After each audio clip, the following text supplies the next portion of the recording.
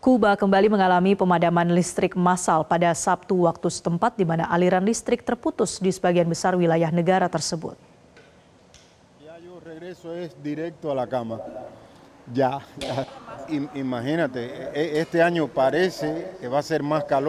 Rekaman video dari ibu kota Havana menunjukkan kendaraan-kendaraan melintasi jalanan yang gelap gulita saat warga tetap melanjutkan rutinitas harian mereka dengan listrik yang terbatas atau tanpa listrik sama sekali.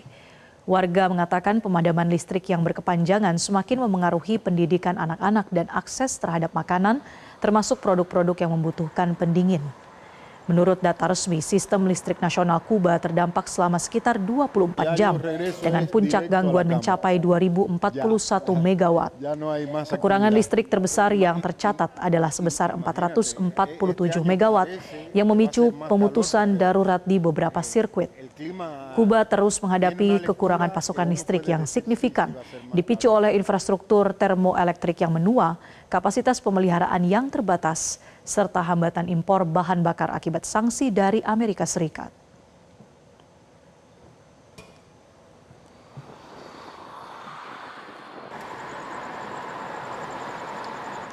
Kuba menghadapi situasi yang semakin kompleks di tengah meningkatnya ketegangan dengan Amerika Serikat dan krisis energi yang belum mereda. Kondisi ini mendorong pemerintah memperkuat kesiapsiagaan nasional sekaligus menjaga stabilitas di dalam negeri.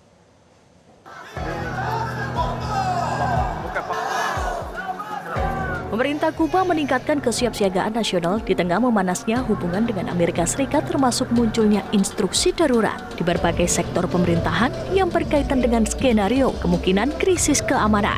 Langkah ini muncul bersama dengan meningkatnya ketegangan politik di kawasan Karibia yang dipicu oleh dinamika hubungan diplomatik serta kunjungan pejabat intelijen Amerika Serikat yang memicu sorotan dan spekulasi mengenai potensi eskalasi lebih lanjut.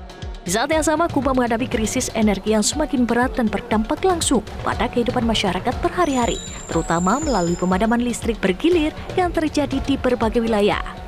Kondisi ini dipicu oleh keterbatasan pasokan bahan bakar, gangguan rantai pasok energi, serta penurunan kapasitas pembangkit listrik serta aktivitas ekonomi dan layanan publik ikut terhambat dan memperburuk tekanan sosial di tengah situasi yang sudah sulit. Pemerintah kemudian mendorong penerapan konsep pertahanan rakyat semesta yang melibatkan partisipasi luar masyarakat sipil dan kesiapsiagaan nasional. Hal itu termasuk pelatihan dasar darurat, koordinasi antar instansi, serta penguatan sistem logistik dan komunikasi.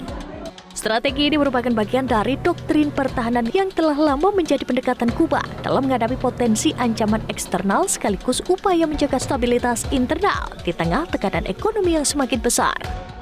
Meski demikian, sejumlah pengamat menilai bahwa kondisi tersebut lebih mencerminkan kombinasi tekanan ekonomi berat dan meningkatnya ketegangan diplomatik dengan Amerika Serikat, bukan indikasi langsung akan terjadinya konflik militer. Hingga saat ini belum terlihat tanda-tanda konfrontasi bersenjata, namun Kuba tetap berada dalam status kewaspadaan tinggi karena situasi geopolitik yang dinamis dan tantangan domestik yang belum mereda.